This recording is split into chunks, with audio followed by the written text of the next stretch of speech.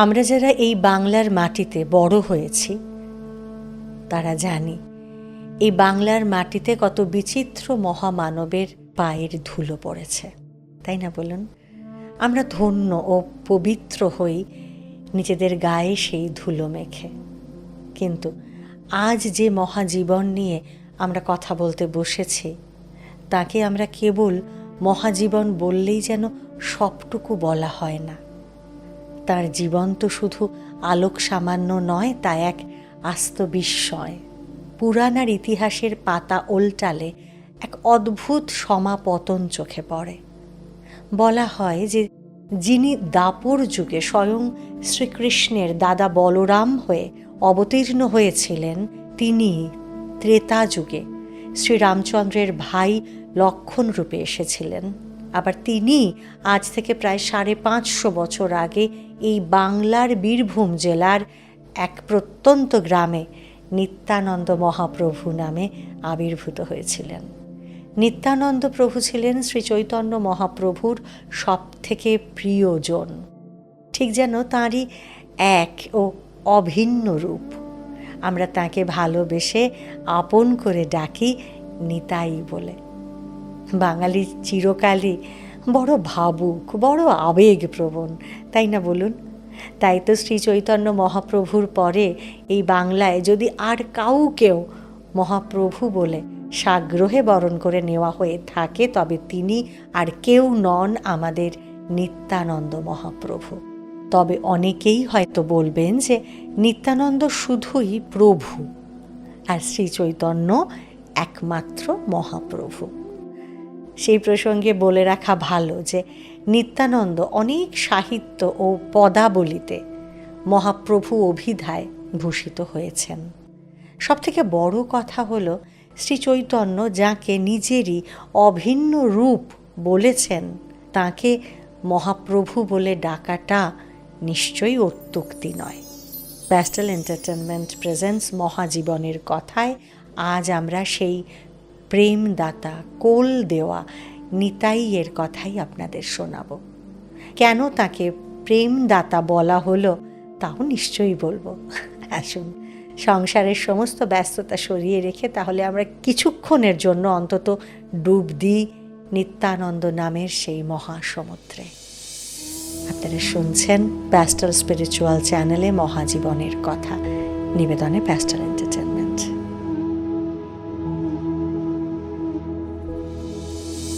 বীরভূম জেলার যে গ্রাম এখন বীরচন্দ্রপুর নামে পরিচিত, সেই গ্রামের প্রাচীন নাম ছিল এক চক্রা বা এক চাকা। সেই গ্রামের বাসিন্দা ছিলেন পণ্ডিত হারাই বন্দ্যোপাধ্যায়, যিনি হারাই ওঝা নামেও খুব বিখ্যাত ছিলেন।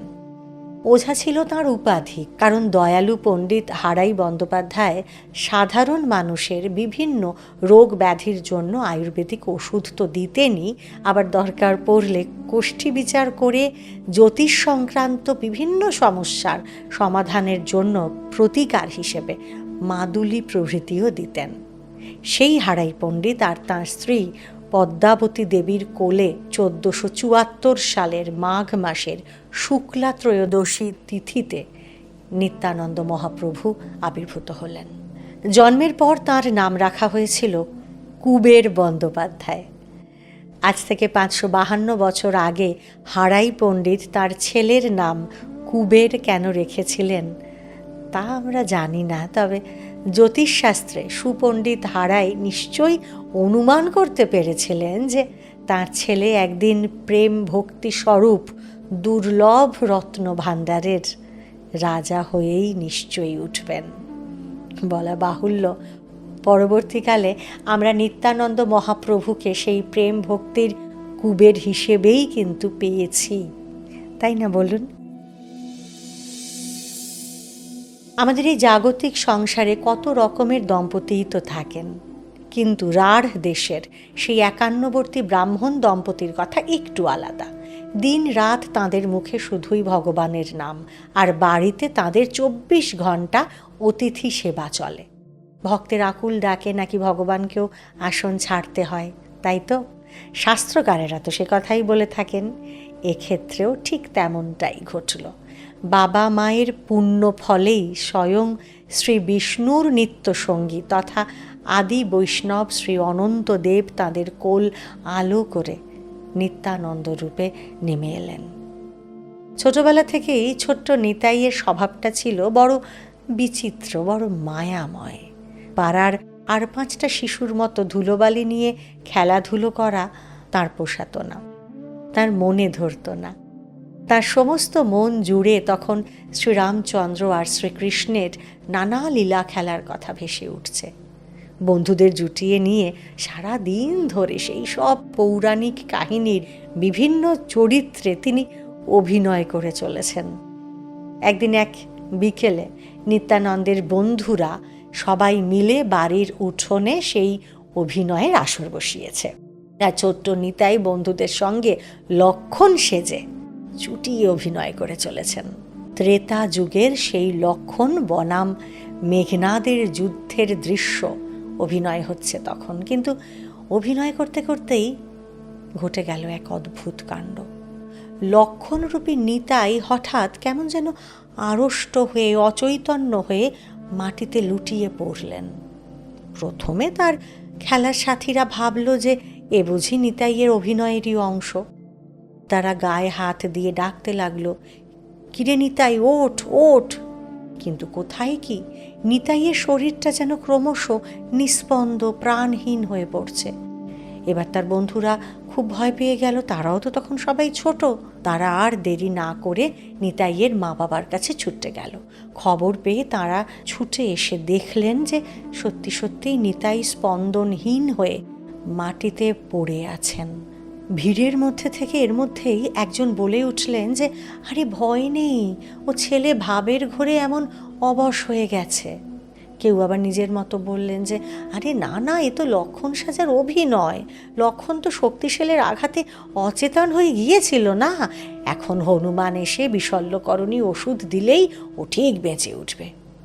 যেই বলা অমনি একজন খেলার সাথে হনুমান সেজে কোথা থেকে এক মুঠো বুনো লতা ছিঁড়ে নিয়ে এলো, আর একজন কবিরাজ সেজে সেই লতার রস নিংড়ে দিল নিতাইয়ের নাকে। আর কি আশ্চর্য জানেন, ঠিক যেন রূপকথার মতো পরক্ষণেই সমস্ত শরীর ঝাঁকুনি দিয়ে চৈতন্য ফিরে পেলেন নিত্যানন্দ প্রভু। তারপর চেনা সেই মিষ্টি হাসিটি মুখে নিয়ে উঠে বসলেন। উপস্থিত সবাই তো একেবারে অবাক। একে অন্যকে তখন বলতে লাগলেন, বাপরে, এমন জীবন্ত খেলা তো আমরা বাপের জন্মেও দেখিনি। কেউ কেউ কৌতূহল সামলাতে না পেরে জিজ্ঞাসাই করে ফেললেন যে হ্যাঁ রে নিতাই, এতটুকু বয়সে তুই এমন অদ্ভুত অভিনয় কোথায় শিখলি বাবা? নিতাই তখনও সেই অপার্থিব ঘোরের মধ্যে রয়েছে। মৃদু হেসে শুধু বললেন, অভিনয় কোথায়, এ তো আমার নিজেরই আগের জন্মের লীলা। কিন্তু আফসোস, সেই অলৌকিক ঘটনার প্রত্যক্ষ সাক্ষী হয়েও গাঁয়ের কোনো মানুষই সেদিন এই শিশুর আসল স্বরূপকে চিনতে পারলেন না। আসলে মানুষের ভেতরের চোখ না খুললে এই চর্মচোখের সামনে কোনো দৈব আলো এসে পড়লেও সে চিনতে পারে না। কেউ বুঝতেই পারল না যে ছোট্ট নিতাই সেদিন তার পূর্বজন্মের লীলায় অভিনয় করতে গিয়ে সমাধিস্থ হয়ে পড়েছিলেন।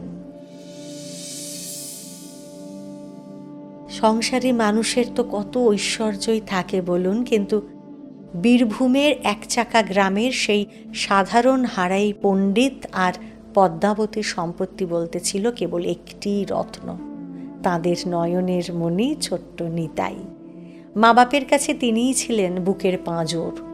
দূরে চলে যাওয়া তো পরের কথা, এক মুহূর্ত যদি নিতাই সামনে না থাকতেন তবে মা পদ্মাবতীর বুকটা যেন খাঁ খাঁ করে উঠত।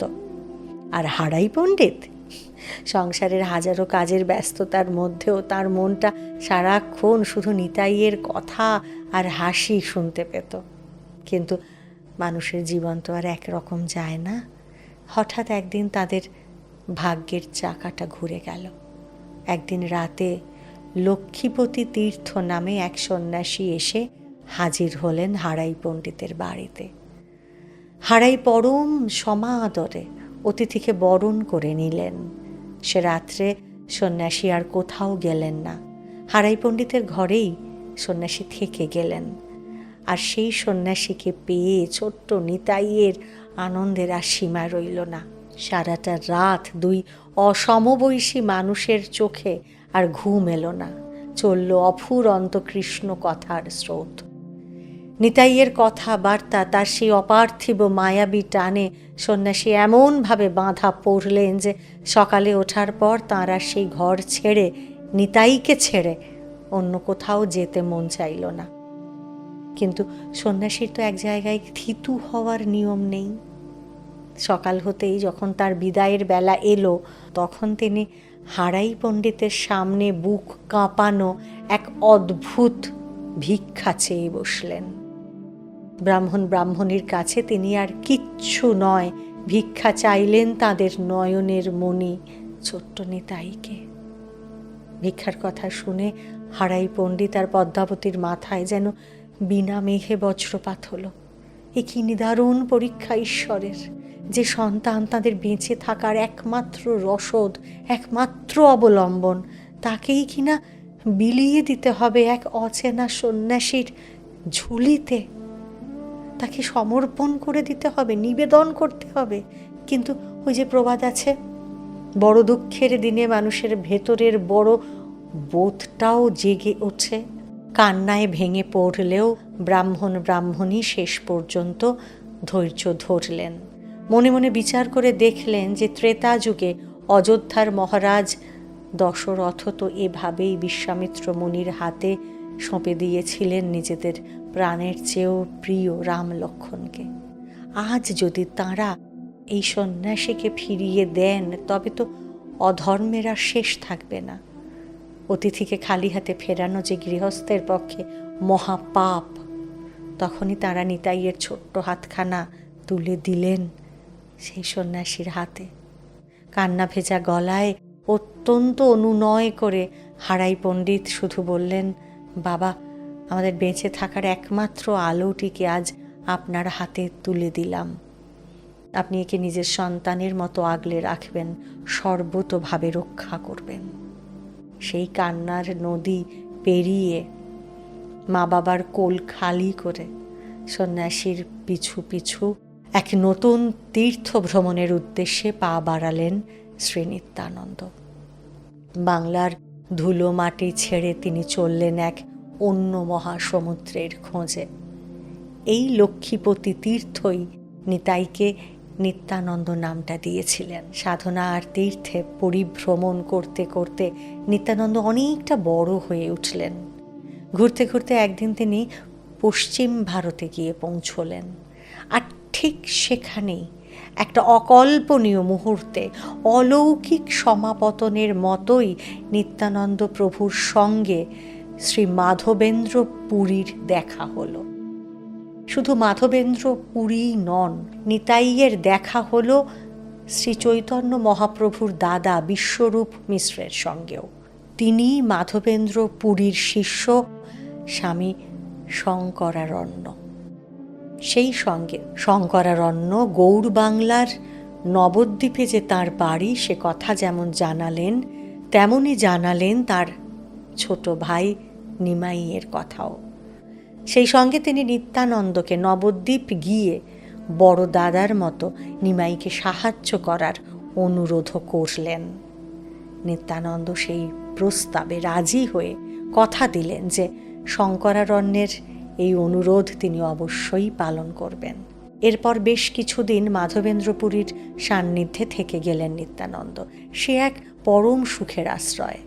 সমস্ত দিন শুধু হরিকথা চলছে তো চলছেই। নিতাই যেন প্রাণের আনন্দে ভেসে রইলেন। নিত্যানন্দ নিজে একজন অবধূত সন্ন্যাসী। অবধূত মানে হলো এমন একজন উচ্চ স্তরের যোগী, সন্ন্যাসী বা তান্ত্রিক, যিনি সমস্ত জাগতিক বন্ধন, সমাজ সংসারের নিয়ম কানুন এবং লোকলজ্জার ঊর্ধ্বে উঠে গেছেন। অবধূতেরা সাধারণত কোনো স্থায়ী বাসস্থান বা আশ্রমে থাকেন না। তাঁরা একেবারে মুক্ত পাখির মতো পরিভ্রমণ করেন। অবধূতের আরও সহজ আরেকটা মানে হলো যে যিনি বিভিন্ন ধারার সাধনায় সিদ্ধি লাভ করে পরম জ্ঞান অর্জন করেছেন। নিত্যানন্দ ঠিক এমনই অবধূত ছিলেন। সন্ন্যাসী বেশে নিত্যানন্দ নিজের পরিব্রাজক অবস্থায় নিজের জটায় ত্রিপুরা সুন্দরী যন্ত্রম আর গলায় বানেশ্বর শিব এবং ঝোলায় শালগ্রাম শিলা নিয়ে ঘুরতেন। এখানে জানিয়ে রাখি, নিত্যানন্দ প্রভুর সেবিত সেই যন্ত্রম, শিবলিঙ্গ আর শালগ্রাম শিলা খড়দহে নিত্যানন্দ প্রভুর বংশধরেরা অতি যত্ন করে আজও পুজো করে চলেছেন। যাই হোক, কিছুদিন পরে শ্রী নিত্যানন্দ প্রভু পশ্চিম ভারত থেকে আবারও অজানার উদ্দেশ্যে পা বাড়ালেন। তারপর একে একে তিনি রামেশ্বরের সেতুবন্ধ, ধনুস্তীর্থ, বিজয়নগর, অবন্তী দেশ আর পুণ্যতোয়া গোদাবরী নদী দর্শন করলেন। তারপর পথ হাঁটতে হাঁটতে একসময় তিনি শ্রীক্ষেত্র বা পুরী ধামে এসে পৌঁছলেন। সেখানে জগন্নাথ দেবের শ্রীমুখ দর্শন করা মাত্র নিত্যানন্দের আর বাহ্য জ্ঞান রইল না। পরম প্রেমে আবিষ্ট হয়ে তিনি আকুল নৃত্য আর কীর্তনে মেতে উঠলেন। সেই প্রেমের ক্ষেত্রে বেশ কিছুদিন সাধন ভজন করে বৃন্দাবন হয়ে এবার তিনি বাংলার দিকে পা বাড়ালেন। ব্রজধামের ধুলো গায়ে মেখে নিত্যানন্দ এসে পৌঁছলেন আমাদের গৌড় দেশের পুণ্যভূমি নবদ্বীপে। সেই সময় নবদ্বীপে নন্দন আচার্য নামে এক পরম বৈষ্ণব ও মহাভাগবত সাধক বাস করতেন। একদিন শ্রী নিত্যানন্দ আচমকা তাঁরই বাড়িতে এসে উপস্থিত হলেন। নন্দন আচার্য দরজায় দাঁড়ানো, নীল কাপড় পরা, জটাজুটোধারী, ভস্মমাখা রুদ্রাক্ষের মালা পরা, সুদীর্ঘ দুই বাহু বিশিষ্ট পুরুষ নিত্যানন্দকে দেখেই আনন্দে নেচে উঠলেন। ইনি যে তাঁর বহু সাধনার ধন স্বয়ং এসে তাঁর দরজায় দাঁড়িয়েছেন। নন্দনাচার্যের সুখের আর সীমা নেই। পরম আদরে সেই অতিথিকে দণ্ডবৎ প্রণাম করলেন তিনি, আর তারপর নিজের ঘরেই তাকে রেখে দিলেন নন্দনাচার্য। এদিকে নন্দনাচার্যের বাড়িতে কি ঘটছে নিমাই পণ্ডিত মনে মনে সে কথা ঠিক জানতে পারলেন। নিত্যানন্দের সঙ্গে দেখা করার জন্য ব্যাকুল হয়ে উঠলেন তিনি। আর ঠিক পরের দিন খুব ভোরেই তড়িঘড়ি করে শ্রীবাস অঙ্গনে এসে উপস্থিত হলেন নিমাই। একে একে তার অনুরাগী ভক্তরাও সেখানে এসে হাজির হলেন। এবার সকলেই যখন মহাপ্রভুর চারিদিক ঘিরে বসলেন, ঠিক তখনই নিমাই পণ্ডিত ভক্তদের জানালেন যে আজ শেষ রাতে তিনি এক অপূর্ব স্বপ্ন দেখেছেন। আর কথায় আছে, শেষ রাতের স্বপ্ন তো সাধারণত কখনো মিথ্যে হয় না। কি স্বপ্ন দেখেছেন সে কথা জানতে সকলের উৎসাহের শেষ নেই। নিমাই এবার তাঁর স্বপ্ন বৃত্তান্ত বলতে বসলেন। কি বললেন তিনি বললেন যে তিনি দেখেছেন হঠাৎ একটা বিশাল রথ এসে তাঁর বাড়ির সামনে দাঁড়িয়েছে, আর সেই রথের ভেতরে বসে আছেন এক বিশালকায় মহাপুরুষ। তাঁর কাঁধের ওপর জলজল করছে একটি লাঙল আর একটি মুষল মানে গদা। তার পরনে রয়েছে নীল রঙের বসন, আর বাঁ হাতে শোভা পাচ্ছে বেত দিয়ে তৈরি একটি সুন্দর কমণ্ডলু। সেই অলৌকিক পুরুষ বারবার এদিক ওদিক চেয়ে জিজ্ঞাসা করছেন যে এই বাড়িটি কি নিমাই পণ্ডিতের? স্বপ্নে নিমাই পণ্ডিত যখন এগিয়ে গিয়ে তার পরিচয় জানতে চাইলেন, তখন সেই মহাপুরুষ মৃদু হেসে উত্তর দিলেন যে তিনি আসলে তার ভাই, আর আগামীকালই তাদের পরিচয় হবে। মহাপ্রভু বললেন যে তাঁর সেই কথা শুনে মনের ভেতর এক অনাবিল আনন্দ জেগে উঠেছিল, আর ঠিক তখনই তার ঘুম ভেঙে গিয়েছিল। এই কথা বলতে বলতেই মহাপ্রভু নিজেই এক দিব্য ভাবের ঘোরে আবিষ্ট হয়ে পড়লেন। বেশ কিছুক্ষণ এভাবে কাটল তাঁর। ভাব ভাঙলে একটা অদ্ভুত কাজ করলেন নিমাই। সবাইকে নিয়ে হঠাৎ করেই নন্দনাচার্যর বাড়ির দিকে হাঁটা লাগালেন তিনি। নন্দন তার পূর্ব পরিচিত, কিন্তু সেখানে যে কে এসে আছেন সে কথা তখনও অবধি কেউ জানেন না। নন্দনাচার্যের বাড়িতে এসে সেই প্রথমবার নিমাই আর নিতাই মুখোমুখি দাঁড়ালেন। সে এক ঐতিহাসিক ক্ষণ। মহাকালের স্রোতে এমন পরম লগ্ন বিশেষ আসে না। মুগ্ধ হয়ে নিষ্পলক দৃষ্টিতে দুজন দুজনের দিকে স্থির হয়ে তাকিয়ে আছেন। নিত্যানন্দের মুখে যে কি খুঁজে চলেছেন নিমাই, সে কথা কেউ বুঝতে পারছেন না।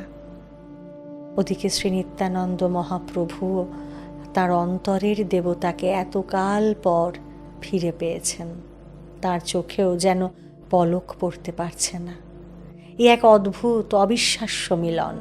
চোখে চোখ রেখে দুজনে দুজনকে দেখেই চলেছেন, যেন চার চোখ মিলে একে অপরের রূপ সুধা পান করতে করতে বিভোর হয়ে গেছেন। ঠিক সেই মুহূর্তে শ্রীবাস পণ্ডিত মধুর সুরে ভাগবতের একটি শ্লোক গাইতে শুরু করলেন।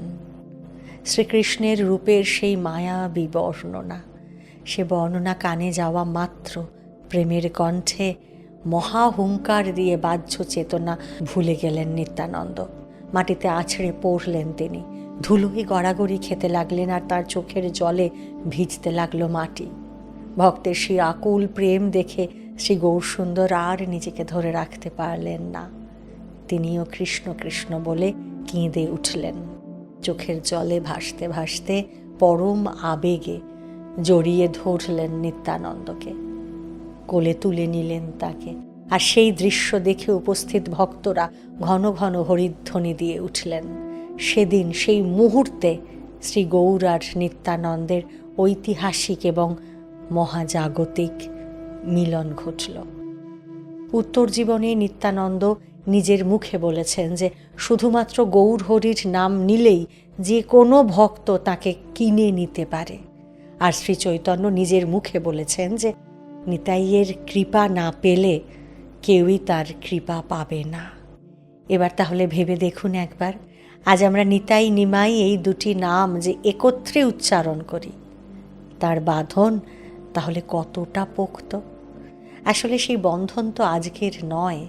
বৃন্দাবনের পথে সেই ছোট্ট দুটো শিশু, বংশীধারী আর হলধারী, কৃষ্ণ বলরামের বন্ধন, সেই অসীম ভালোবাসার বন্ধন আমরা কতটুকু বুঝবো বলুন তো? আমরা শুধুই এই ভালোবাসার কথা শুনে আমরা শুধু নিজেদের ভালোবাসাকে একটু পবিত্র করে তুলতে পারি মাত্র, এইটুকুই। তাও শুধু চেষ্টা হয়েই থেকে যাবে হয়তো। আহা,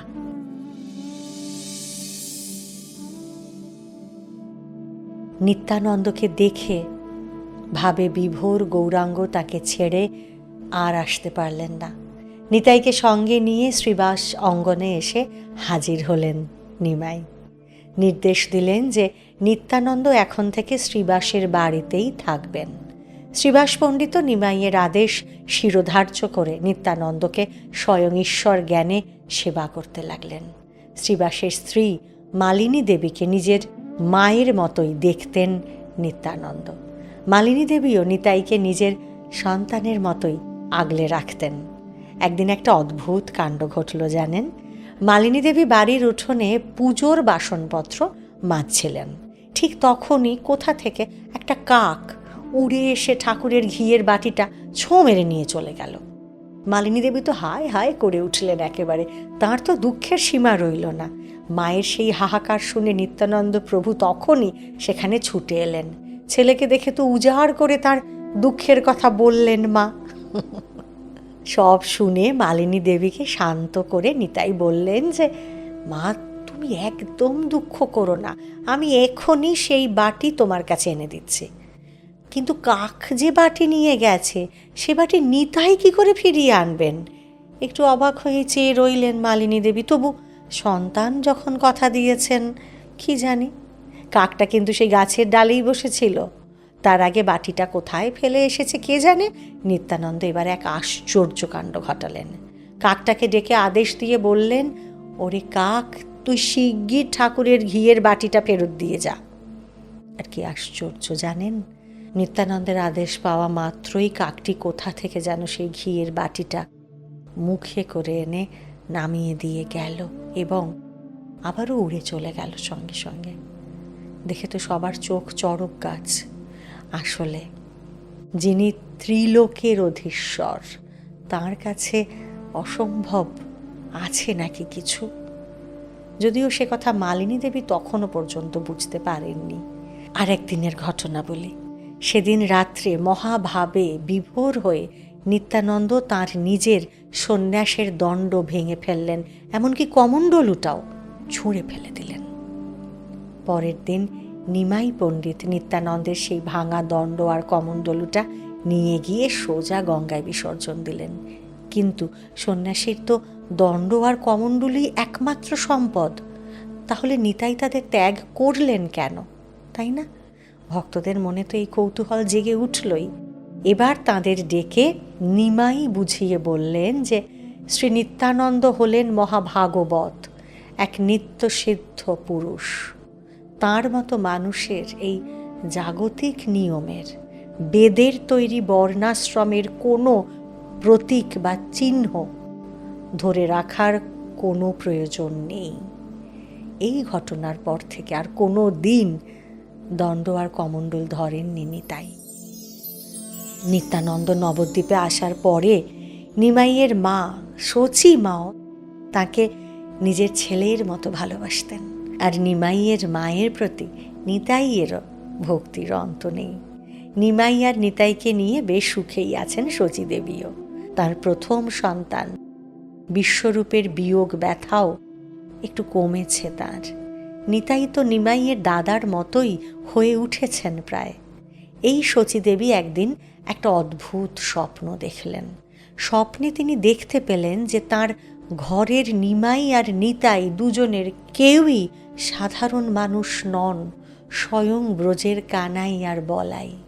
নিতাই পরম আদরে শচী মাতাকে মা বলে ডাকছেন, আর তিনিও পরম তৃপ্তিতে নিতাইকে রেঁধে বেড়ে খাওয়াচ্ছেন। সকাল হতেই শচী মাতা নিমাইয়ের কাছে গিয়ে সবটা খুলে বললেন। সব শুনে নিমাই তো হেসেই খুন, হেসে মজা করে মায়ের এই বিহ্বল ভাব কাটিয়ে দিলেন তিনি।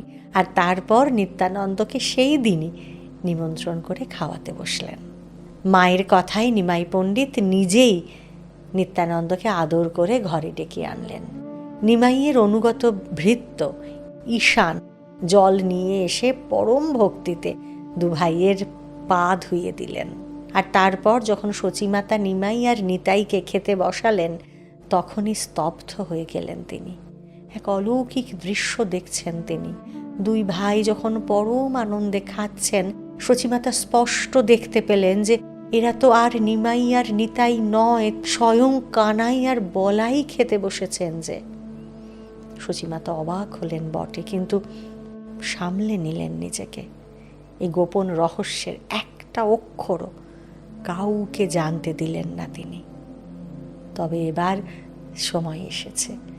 নিমাই নিজেই একদিন ভক্তদের সামনে নিত্যানন্দের আসল স্বরূপের কথা শুনিয়ে বললেন যে নিত্যানন্দ আর আমার মধ্যে বিন্দুমাত্র তফাৎ নেই, ও আমারই আর একটা রূপ।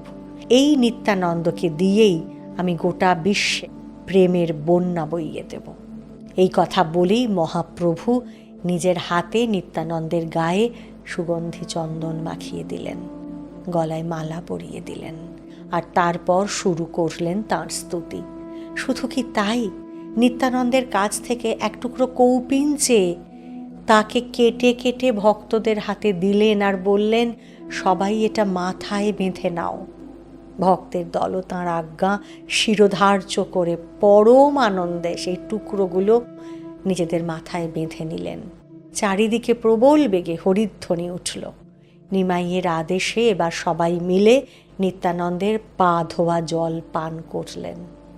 নবদ্বীপের মাটিতে তাঁর অনুরাগী সমাজের মধ্যিখানে নিত্যানন্দকে প্রতিষ্ঠিত করে দিলেন মহাপ্রভু শ্রী গৌরাঙ্গ স্বয়ং। আর তারপর নিত্যানন্দ আর যবন হরিদাসকে ডেকে তিনি বললেন যে এবার ঘরে ঘরে গিয়ে মানুষের কাছে আর কিছু নয়, শুধু কৃষ্ণ নামের ভিক্ষা চাও। মহাপ্রভুর হুকুম বলে কথা।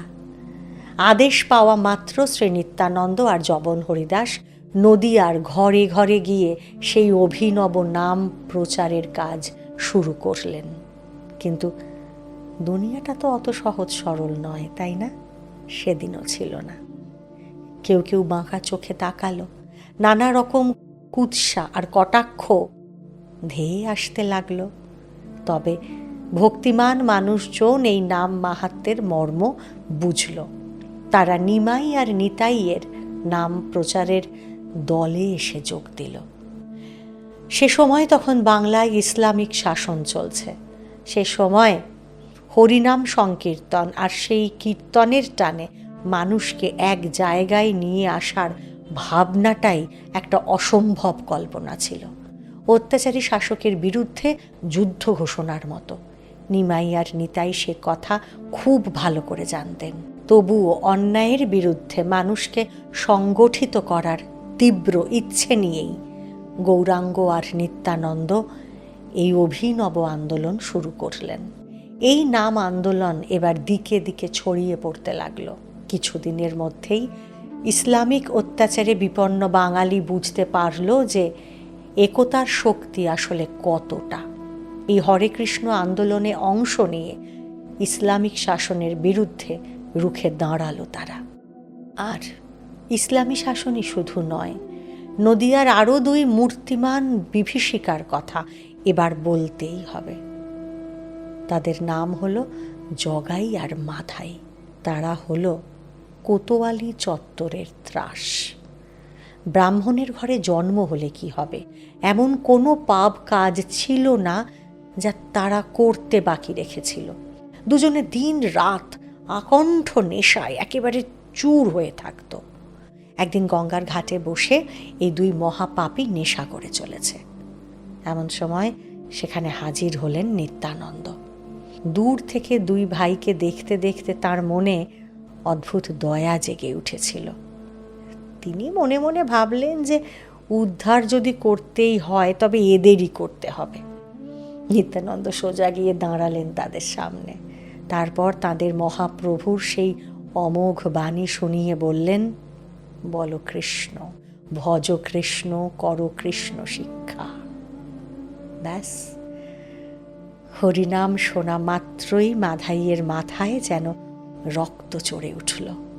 এদিক ওদিক তাকিয়ে একটা ভাঙা কলসির কানা বা টুকরো দেখতে পেয়ে সেটাই নিতাইয়ের কপাল লক্ষ্য করে একেবারে ছুঁড়ে মারল সে। ধারালো টুকরোর আঘাতে নিত্যানন্দের কপাল ফেটে দরদর করে রক্ত ঝরতে লাগলো। কিন্তু নিত্যানন্দ তো ব্যথায় কাতর হবার মানুষ নন। তিনি যে দয়ার সাগর। নিজের রক্তের দিকে না তাকিয়ে হাত জোড় করে অনুনয় করে আবারও তাঁদের হরিনাম করতে বললেন তিনি।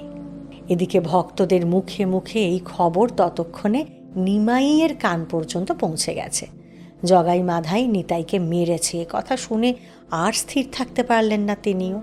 দল বল নিয়ে তক্ষুনি গঙ্গার ঘাটে এসে হাজির হলেন মহাপ্রভু স্বয়ং। নিত্যানন্দের কপাল বেয়ে রক্তের ধারা নামছে দেখে নিমাইয়ের চোখ মুখ এবার রাগে একেবারে ফেটে পড়ল। নিজের মানব রূপ, মানবিক আচরণ সমস্ত ভুলে গেলেন তিনি। তীব্র ক্রোধের মুখে নিজের স্বরূপে ফিরে গেলেন মহাপ্রভু। মনে মনে ডাক পাঠালেন, সুদর্শন, সুদর্শন। সুদর্শন চক্রকে ডাক পাঠালেন। শ্রী বিষ্ণুর হাতের সেই অমোঘ অস্ত্র, গৌরাঙ্গরূপী শ্রীহরি স্বয়ং এবার তাঁর অস্ত্রকে ডেকে ফেললেন। মুহূর্তের মধ্যে মহাশক্তিশালী তেজময় সুদর্শন চক্র এসে নিমাইয়ের হাতের আঙুলে হাজির হলো। সেই রুদ্র রূপ দেখে দুই মহাপাপীর তখন পিলে চমকানোর জোগাড়।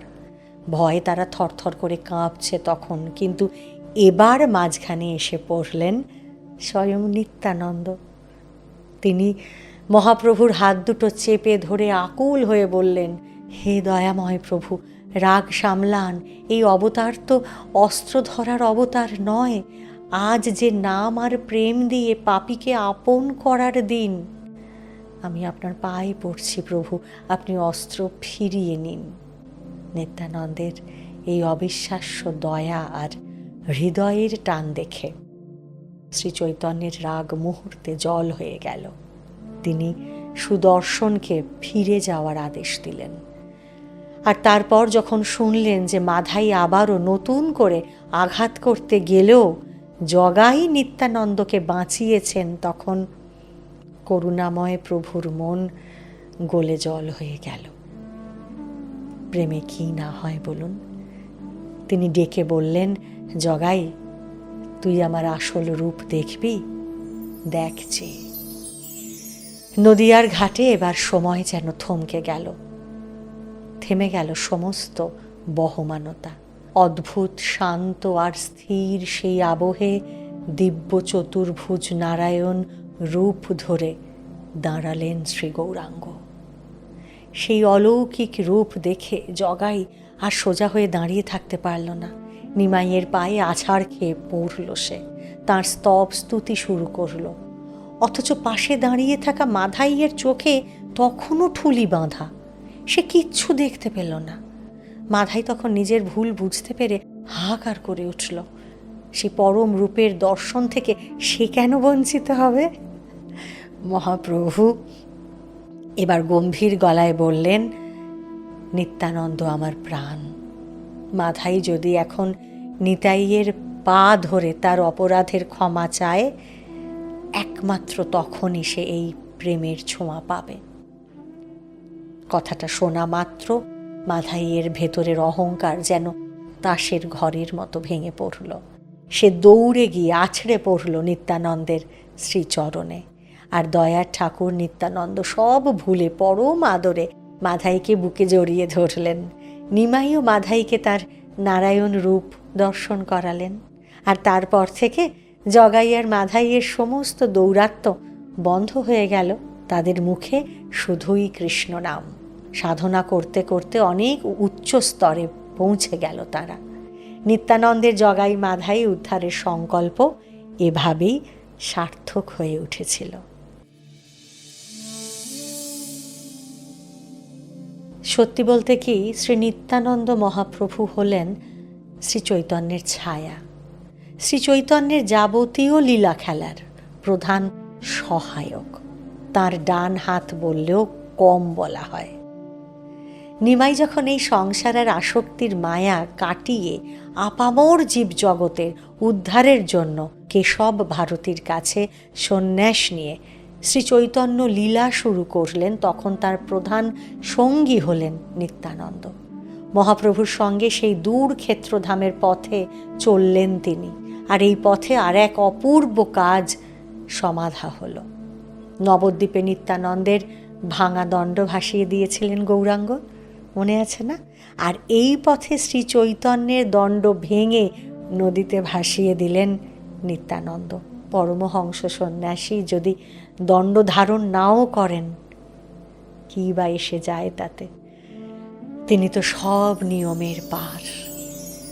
শ্রীক্ষেত্রে পৌঁছে বেশ আনন্দেই রইলেন তারা। প্রাণের ঠাকুর শ্রী জগন্নাথকে দর্শন করে বিহ্বল হয়ে গেলেন দুই ভাই। আবার রথযাত্রা দেখেও তো তাঁদের আনন্দ আর ধরে না। দিনগুলো বেশ ভালোই কাটছিল জানেন, কিন্তু এবার সম্পূর্ণ পট পরিবর্তন হয়ে গেল। এমন এক অধ্যায় এসে দাঁড়ালো যার কথা আগে ভাবেননি নিত্যানন্দ।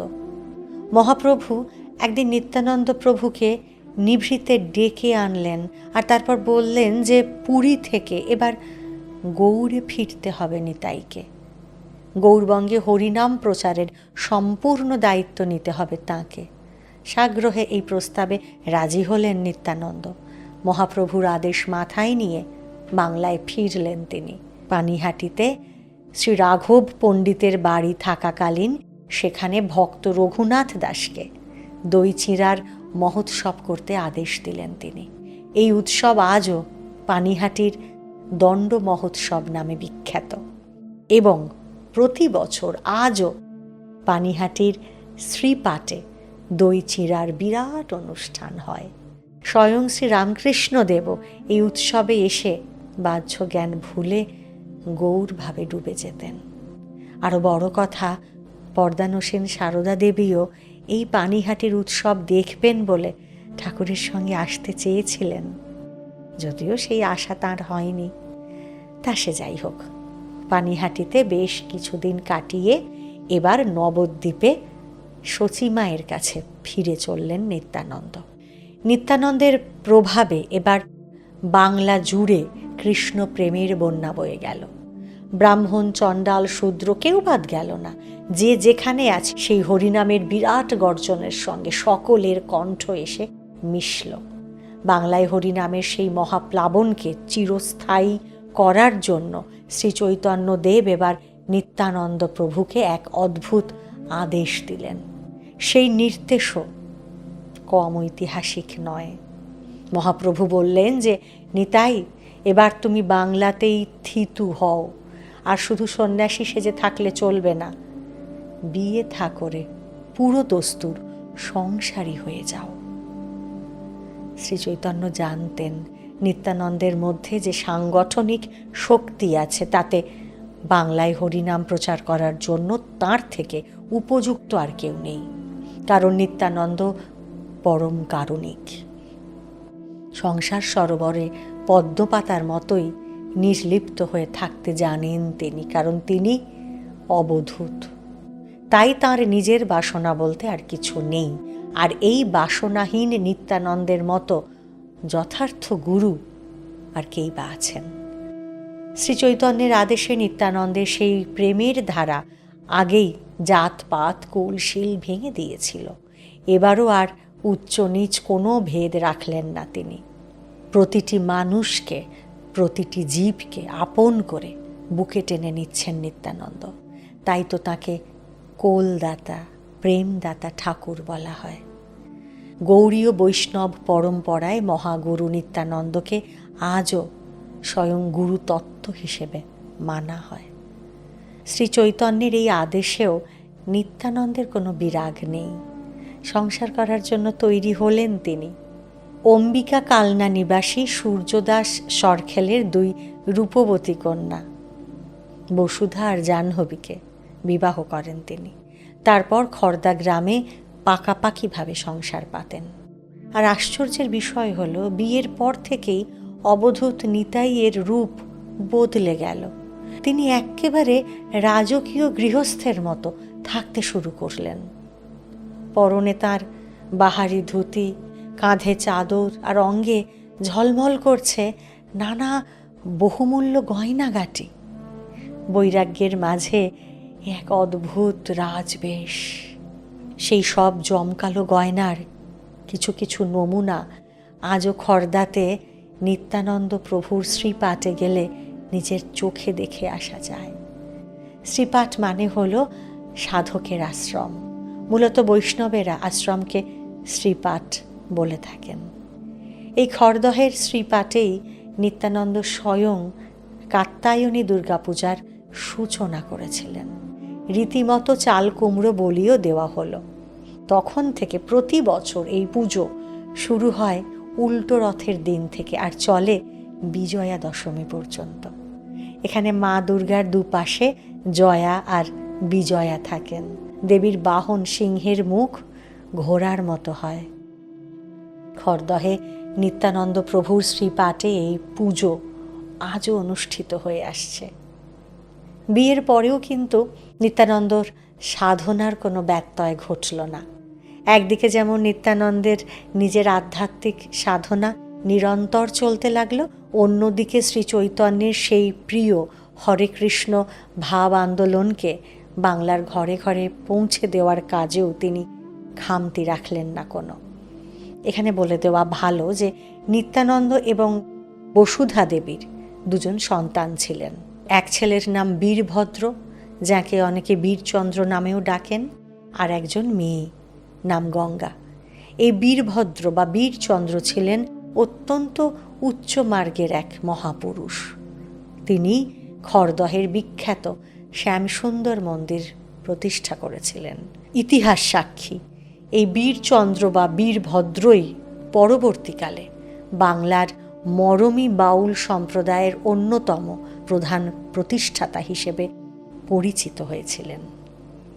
যাই হোক, এবার মূল প্রসঙ্গে আবার ফিরে আসি। বলুন, শ্রী চৈতন্যের আদেশে নিত্যানন্দ গৌড়ী ও বৈষ্ণব সমাজের আদিগুরু হিসেবে আত্মপ্রকাশ করলেন এবং নিত্যানন্দ পরম্পরার সূচনা করলেন।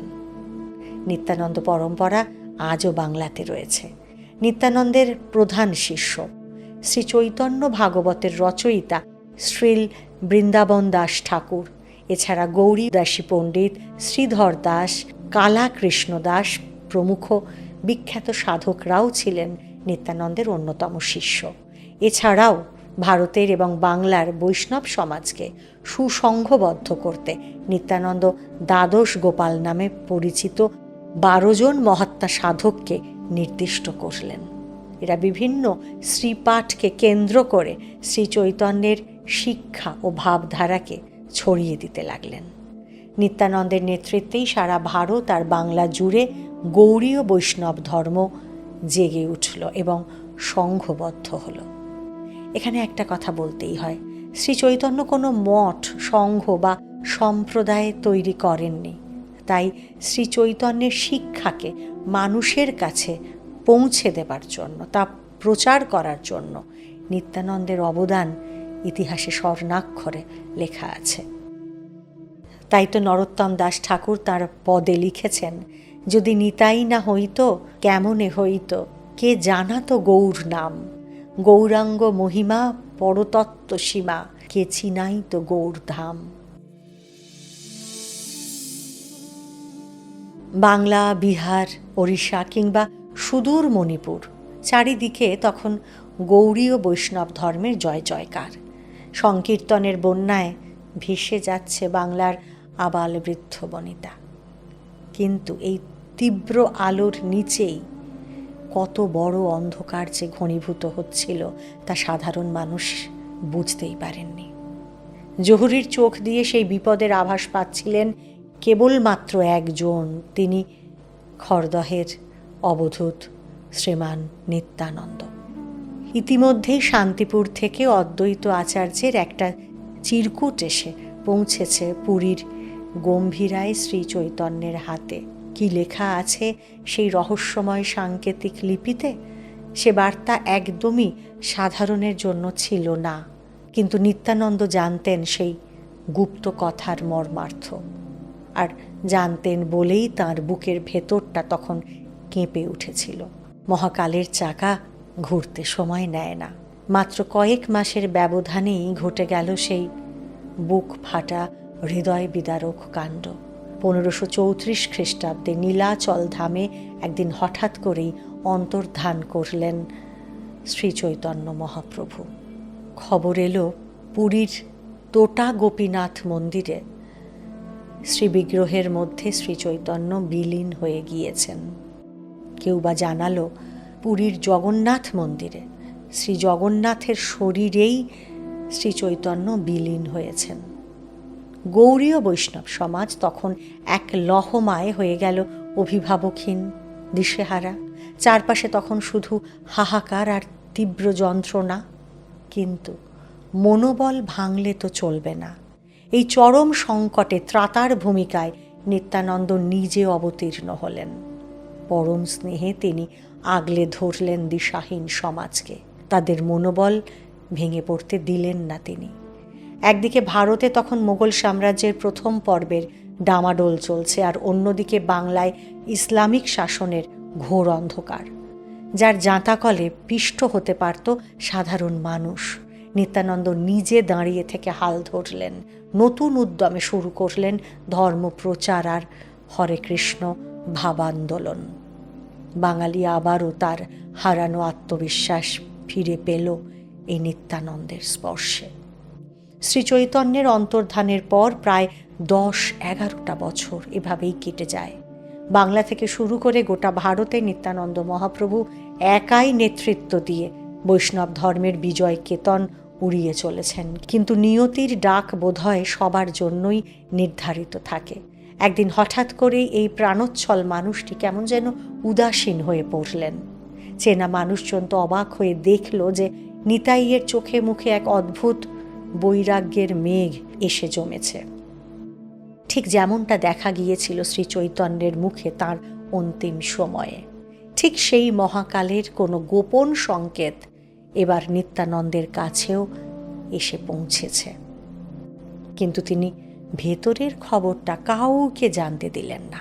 পরম দক্ষতায় নিজের সমস্ত সাংগঠনিক দায়িত্ব একে একে তাঁর অনুগামীদের মধ্যে ভাগ করে দিলেন। আর তারপর একদিন তার মনে জেগে উঠল এক তীব্র আকুলতা। নিজের জন্মভূমি রাঢ় দেশের সেই ধূলিমলিন একচক্রা গ্রামকে একবার চোখে দেখার আকুলতা। নিত্যানন্দ ফিরে গেলেন তার পৈতৃক ভিটায়, ছেলেবেলার সাথী আর আত্মীয় স্বজনদের মাঝে। সেই উদাসীন সন্ন্যাসী যেন শেষবারের মতো দুহাত উজাড় করে সবাইকে বিলিয়ে দিতে লাগলেন তার অক্ষয় প্রেমের ভাণ্ডার। আর তারপর এলো 1545 সালের সেই ঐতিহাসিক দিনটি। এক চক্রার অদূরেই বাঁকিপুর গ্রাম। একদিন নিত্যানন্দ মহাপ্রভু সেখানে বঙ্কিম রায় বা বাঁকা রায় নামে পরিচিত শ্রীকৃষ্ণের বিগ্রহ দর্শন করতে গেলেন। আর ঠিক তারপরেই ঘটল সেই অলৌকিক অতি প্রাকৃতিক ঘটনা, যা আজও বৈষ্ণব জগতের কাছে এক পরম বিস্ময়। কথিত আছে, বঙ্কিম রায়কে বা বাঁকা রায়কে দর্শন করতে করতেই বিগ্রহের বাম পায়ের একটি সূক্ষ্ম ছিদ্র পথ দিয়ে স্বয়ং নিত্যানন্দ মহাপ্রভু বিলীন হয়ে যান শ্রীবিগ্রহের মধ্যে। কেউ কেউ উড়িষ্যার জিওর নৃসিংহদেবের বিগ্রহে নিত্যানন্দ বিলীন হয়ে গিয়েছেন এমন কথাতেও বিশ্বাস করেন।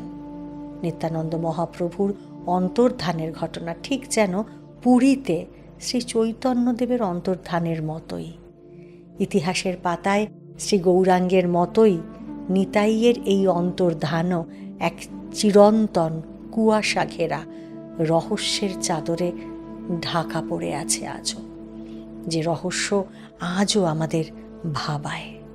আজ এত শতাব্দী পরে আজও যখন মানুষ বীরভূমে এক চাকা বা এখনকার বীরচন্দ্রপুরে নিত্যানন্দের জন্মস্থান মন্দিরে যায়, অথবা বাঁকিপুরের সেই বঙ্কিম রায়ের মন্দিরের চাতালে এসে দাঁড়ায়, তখন তাদের বুকের ভেতরে এক অদ্ভুত শিহরণ জাগে। ভক্তদের মনে আজও অটল বিশ্বাস, নিতাই কাউকে শূন্য হাতে ফিরিয়ে দেন না। ওই বঙ্কিম রায়ের শান্ত চোখের মধ্যে দিয়েই যেন আজও আমাদের দিকে চেয়ে আছেন তিনি। মহাকালের মতোই পরম দ্রষ্টা হয়ে দেখে চলেছেন শ্রী নিত্যানন্দ মহাপ্রভু। পবিত্র রথযাত্রার এই পূর্ণ লগ্নে প্যাস্টেল স্পিরিচুয়ালের পক্ষ থেকে সেই প্রেমাবতার শ্রীমন নিত্যানন্দ মহাপ্রভুর চরণে জানাই আমাদের সশ্রদ্ধ প্রণাম। একেবারে শেষ মুহূর্তে এসে পড়েছে। একটু মনে করিয়ে দিই, চ্যানেলের নামের পাশে যেখানে সাবস্ক্রাইব কথাটা লেখা থাকে, একটু আপনার হাতের ছোঁয়ায় একটু সাবস্ক্রাইব করে দিন না। তাহলে আপনারাও যে আমাদের ফ্যামিলির মেম্বার হয়ে গেলেন সেটা তো আমরা বুঝতে পারবো, আমাদের কাছে এই সুখবরটা এসে পৌঁছবে, তাই না? আজ এখানেই শেষ করব। প্রেমে থাকুন, ভালোবাসায় থাকুন, হরিনামে থাকুন, আর আমাদের সঙ্গে থাকুন। আবারও ফিরে আসি আগামী সপ্তাহে, আগামী শুক্রবার। ততক্ষণ শুনতে থাকুন প্যাস্টেল স্পিরিচুয়াল। আপনারা আমার সকলের ভালো থাকার পাশে আছে।